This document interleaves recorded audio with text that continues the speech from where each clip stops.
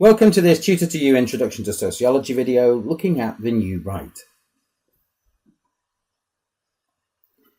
The New Right is often referred to in sociology courses, particularly in reference to the family, education and crime. But what exactly is the New Right?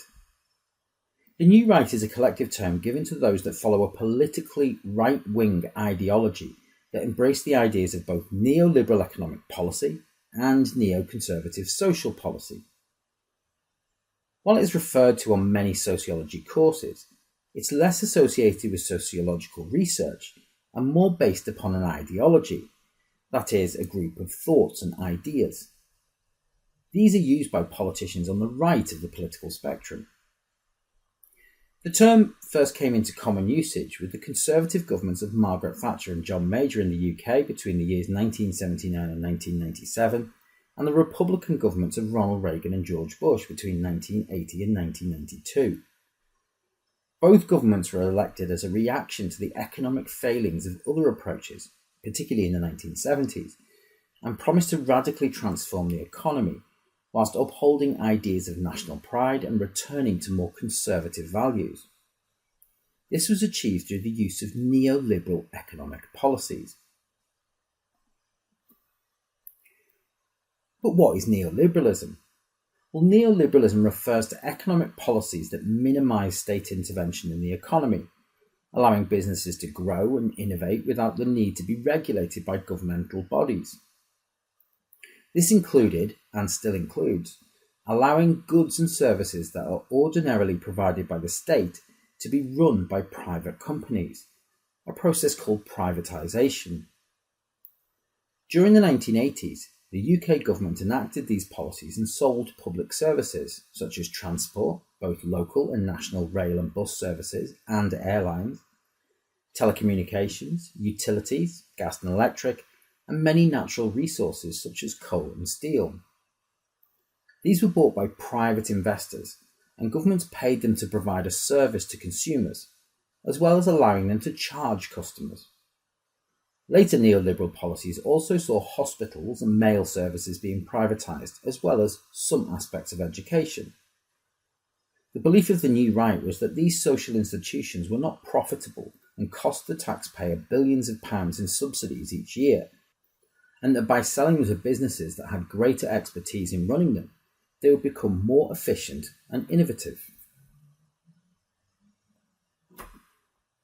The New Right also promoted neo-conservative social policies in order to address some of the major social issues in society, such as rising unemployment, family breakdown, and increasing crime.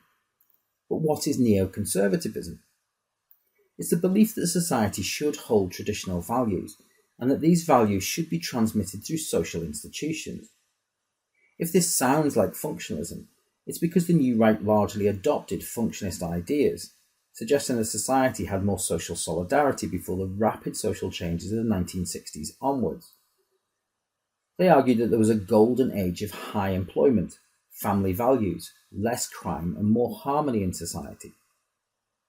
However, rather than examine the social and economic changes that caused these issues, the New Right largely placed the blame for social unrest on individuals, suggesting they were not integrated into society correctly, and so their focus was on restoring social norms and values of 30 years earlier.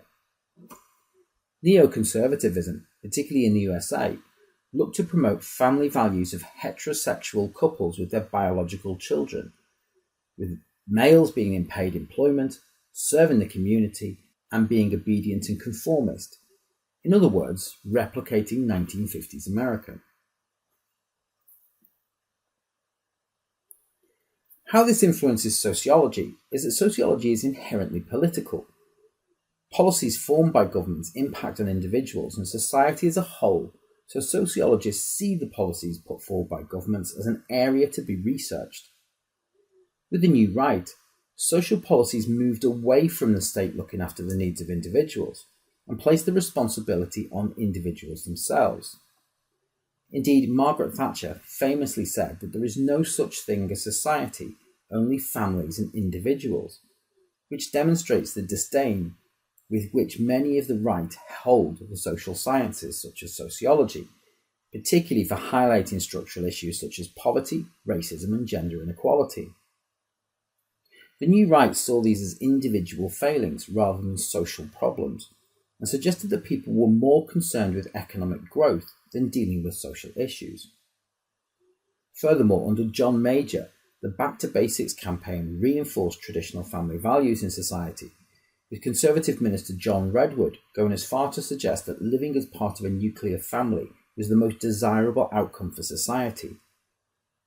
Unsurprisingly, this led to many criticisms from other sociological perspectives.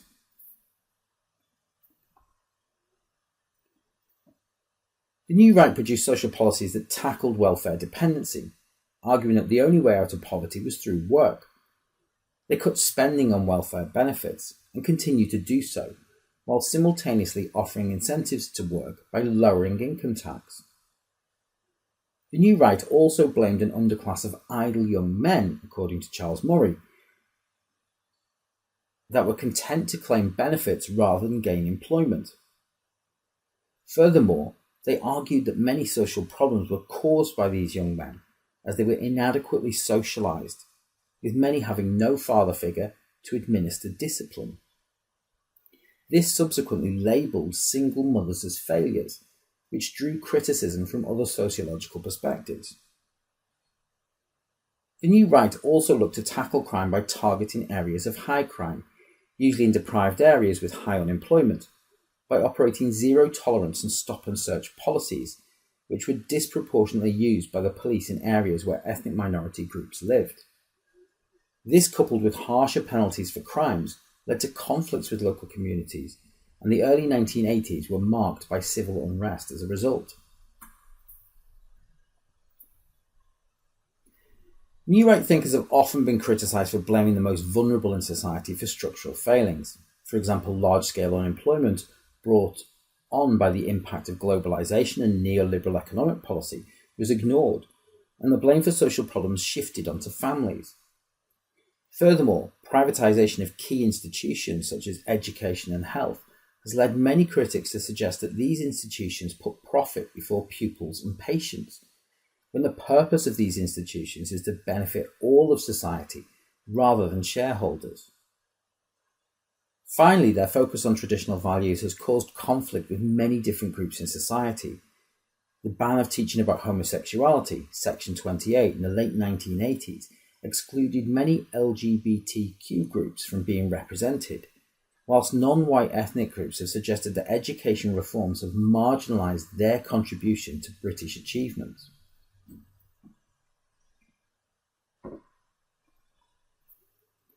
That concludes this Tutor to You Sociology topic video looking at the new right.